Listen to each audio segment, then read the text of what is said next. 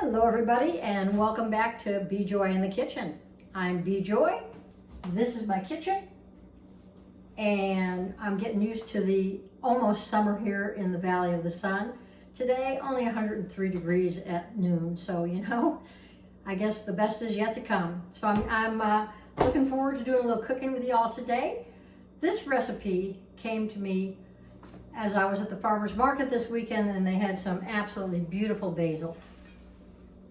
Oh man, you can smell it in the refrigerator, even covered up. It is so fresh.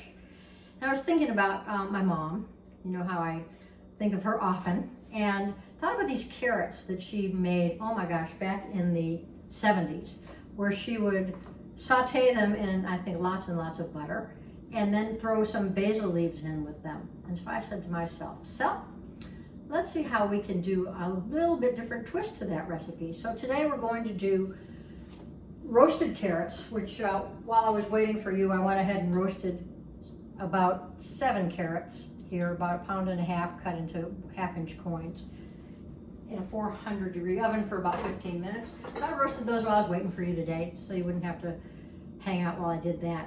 And then I'm going to put together some pesto. So not just the basil leaves, but the pesto, which has, you know, parm and pine nuts, a little bit of salt, some garlic, and some beautiful olive oil. So let's get started.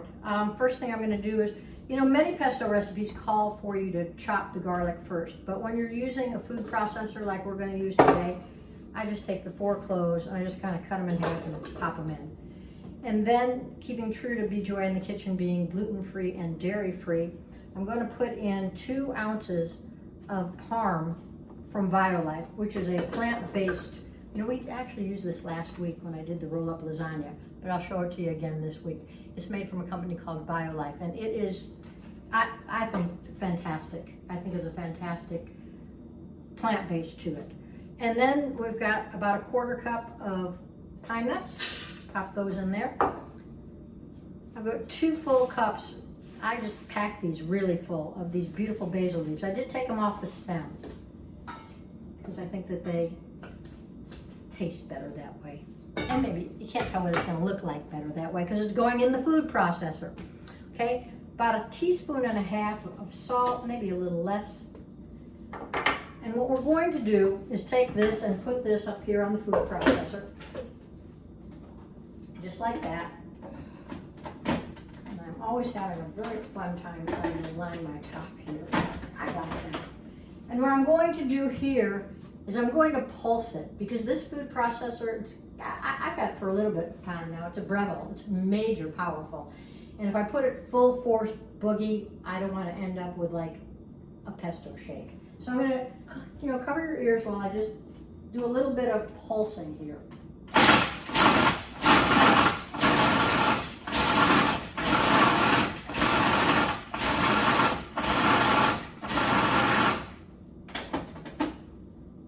I did was I pulsed it about 10 times. And I don't know if you can see how I got it there. It's pretty coarse and chunky still, which is how I want it. And then we're going to add 3/4 cup of my favorite Paul Newman's organic olive oil to it while it's running. So I'm going to run it quite, you know, actually I'm going to do a little bit of a run and then a pulse and then a run.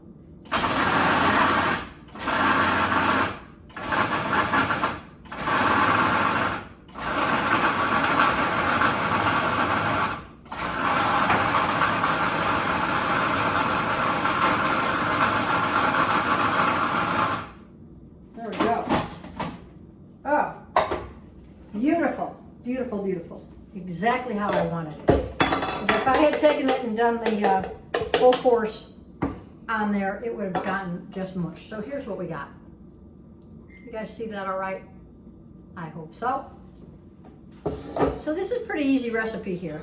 We've got your roasted carrots. Again, I took about 7 carrots, came out to about 1.5 pounds of like that size carrot. I also got those at the farmer's market today. They are still in season here. Like I told you, I'm learning the Southwest desert seasons as I go along every week.